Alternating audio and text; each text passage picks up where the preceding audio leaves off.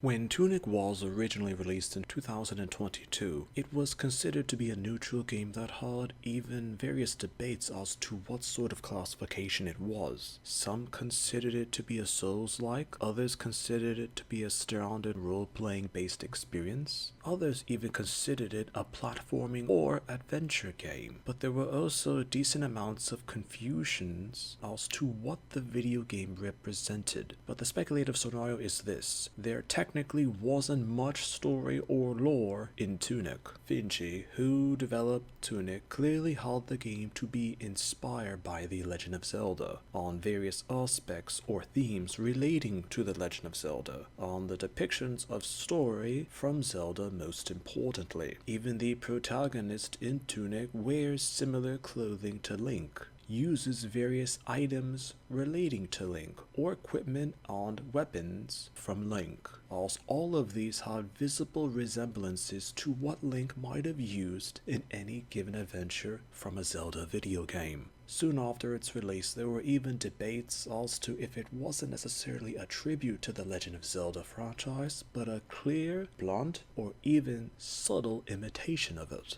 The gameplay was also something of a contention or contradiction, as the developers originally had it to be directly inspired by the Ocarina of Time's dynamics, from the set camera angles to various attacks and even to the particular dodging. While it was an innocent tribute or gesture to the inspiration for Tunic, gamers actually complained about the potential limitations of using such an outdated dynamic in modern gaming, with online discussions claiming that the experience was that of an unusually difficult aspect for serious gamers, or almost impossible for casual players. Aside from these speculations, the actual lore or story in-game, as mentioned, is also interpreted differently as due to a lack of clarification or even clear understanding as to what the gamer is experiencing. The instruction booklet that players could find pages of throughout their playthrough must be pieced together to have a somewhat more accurate scope of the world or lore or even premise relating to Tunic. Aside from a few pages that give a fundamental understanding of the game, most of the instruction pages from the booklet as to obtaining them are clearly optional, and casual players remark that finding them was a great deal of effort.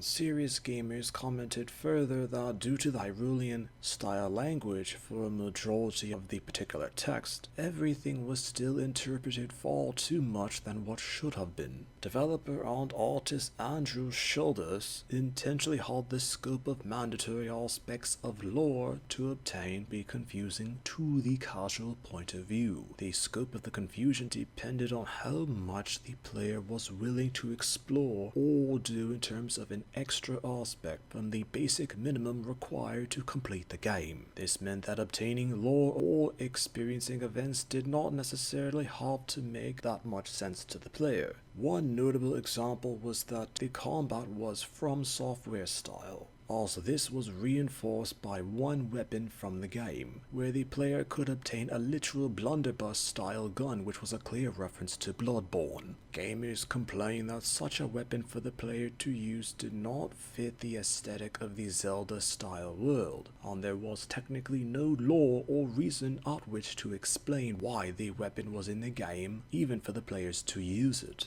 Due to the conditions needed for the broad or true endings, it was also interpreted as vague or unconfirmed, much like the game itself. Due to all of what had occurred throughout the playthrough, both endings were interpreted, but nothing was necessarily conclusive. Finchi was also mysteriously vague with details pertaining to the game by critics or players, due to the perceptions of keeping the allure to Tunic. Final discussions had it that from what was later found for the game, or to speculations for a possible sequel, these opinions were later doubted due to various opinions with the game on the evaluations of it from an either positive or negative point of view since the original release.